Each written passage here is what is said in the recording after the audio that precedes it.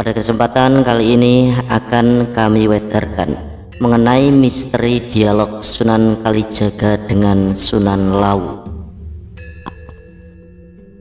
Konon Prabu Brawijaya mendapat wangsit bahwa kejayaan Majapahit dengan kepercayaan Hindu akan pudar dan diganti dengan kejayaan kerajaan baru, yaitu Demak yang dipimpin oleh putranya Raden Patah.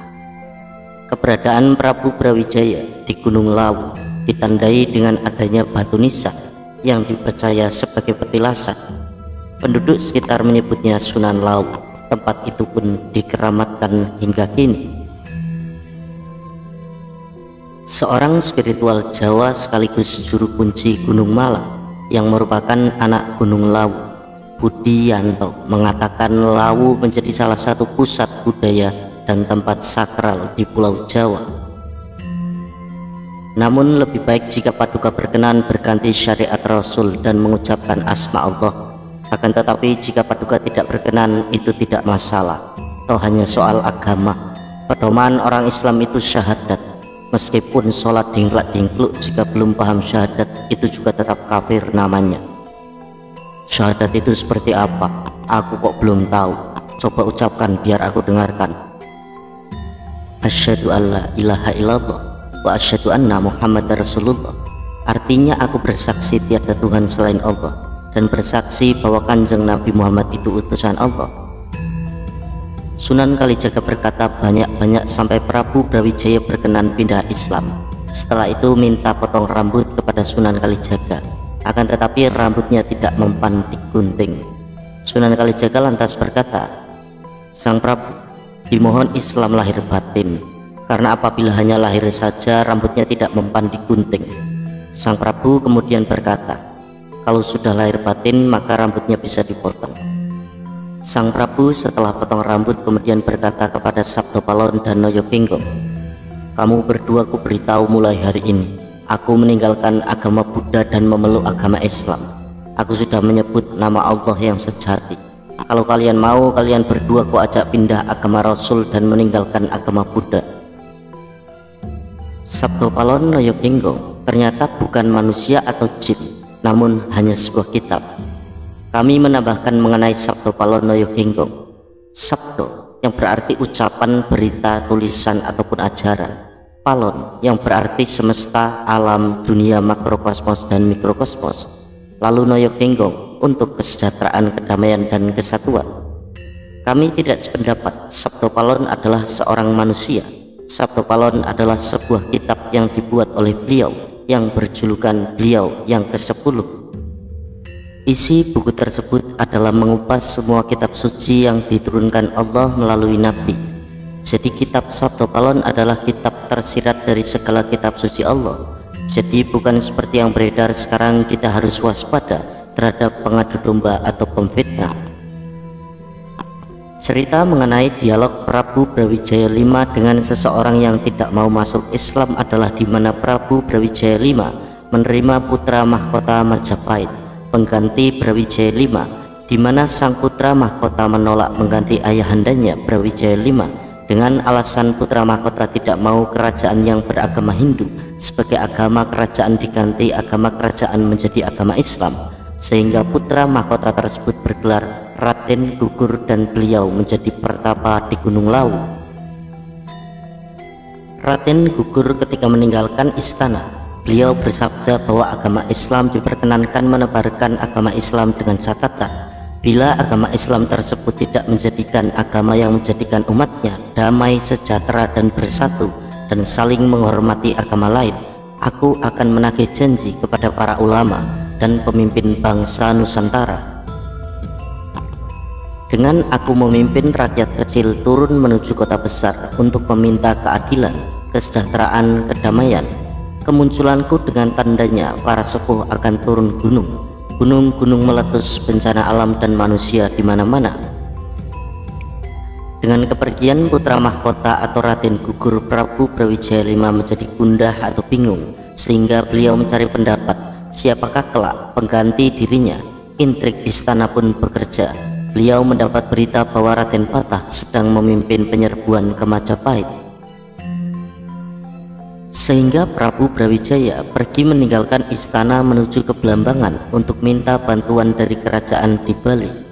Sementara kedatangan Raden Rahmat adalah utusan Raden Patah yang akan menghadap ayahnya Prabu Brawijaya, tetapi di jalan dihadang oleh kelompok yang ingin merebut kekuasaan kerajaan.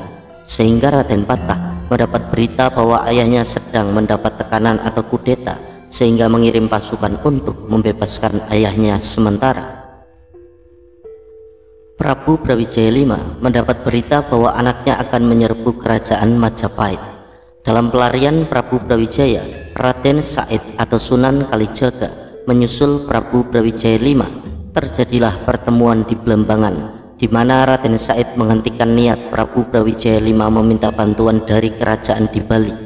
Di mana dialog tersebut, Raden Said mengatakan kepada Prabu Brawijaya V bahwa yang datang ke Majapahit adalah putra beliau sendiri yang bernama Raden Patah, dan Raden Patah tidak bermaksud menguasai kerajaan tetapi ingin membebaskan Prabu dari tangan pemberontak. Setelah Prabu Brawijaya V mendengar penjelasan dari Raden Said, maka beliau tidak jadi menyeberang ke Bali dan ingin kembali ke Majapahit. Kemudian Prabu Brawijaya meminta pendapat kepada Raden Said. Siapakah yang berhak menjadi pengganti Prabu Brawijaya V?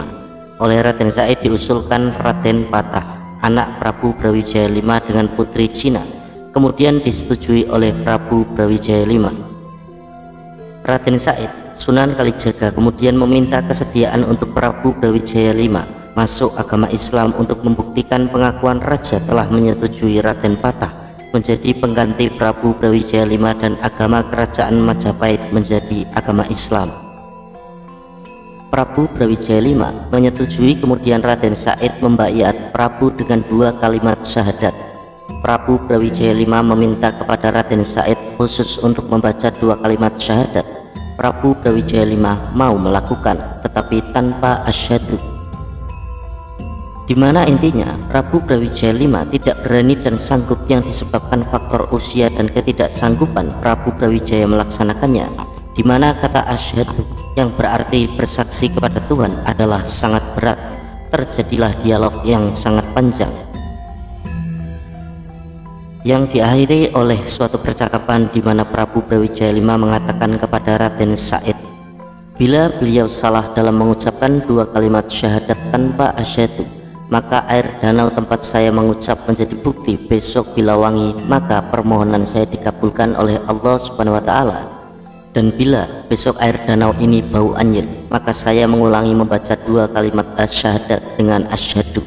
Ternyata keesokan harinya air danau tersebut berbau wangi. Kuasa Allah amat mulia dan meliputi semuanya, dan sekarang disebut kota Banyuwangi. Dalam perjalanan pulang, Sunan Kalijaga mengiringi Prabu Brawijaya V dan tiada hentinya Sunan Kalijaga dan Prabu Brawijaya V membicarakan agama Islam. Sesampai kembali di kerajaan Majapahit, Prabu Brawijaya menanyakan kepada Sunan Kalijaga tentang keberadaan Raden Patah. Rupanya takdir berkata lain. Raden Patah ketika ditanyakan keberadaannya oleh Prabu Brawijaya V berhalangan atau bersimpangan jalan. Dan ketika terakhir kali ditanyakan oleh Prabu Brawijaya V kepada Raden Said, duduk di sebelah Raden Said seorang pemuda yang ditanyakan oleh Prabu Brawijaya V, siapakah dia? Dan Raden Said menjawab, ia adalah Bondan Kejawen, putra Prabu juga. Sehingga Prabu mengucapkan kepada Raden Said bahwa Raden Patah akan memimpin kerajaan Islam pertama di Nusantara, dan kerajaan tersebut hanya 1 periode, yaitu Demak. Dan sebagai penerus kerajaan Nusantara adalah keturunanku yang lain dari Bondan Kejawen. Karena usia Prabu Brawijaya V sudah lanjut dan beliau wafat tidak dapat bertemu juga dengan Raden Patah, dan pesan Prabu Brawijaya V, makamku dinamakan makam Putri Cempa. Sangatlah sayang Sabda Palon yang merupakan kitab diplesetkan jadi orang dan dibuat sarana untuk mengadu domba. Maka kita jangan terjebak oleh kitab-kitab, apalagi zaman penjajahan Belanda. Buku-buku tersebut diambil dan dikembalikan dengan sudah dirubah. Seperti fakta yang ada dan sangat disayangkan, Candi Borobudur pada tingkat pertama dan kedua oleh Belanda dikubur atau ditanam agar kita generasi penerus tidak dapat mengetahui. Tingkat pertama dan kedua terdapat relief kehidupan manusia, di mana manusia berbuat apa yang terjadi dalam kehidupannya.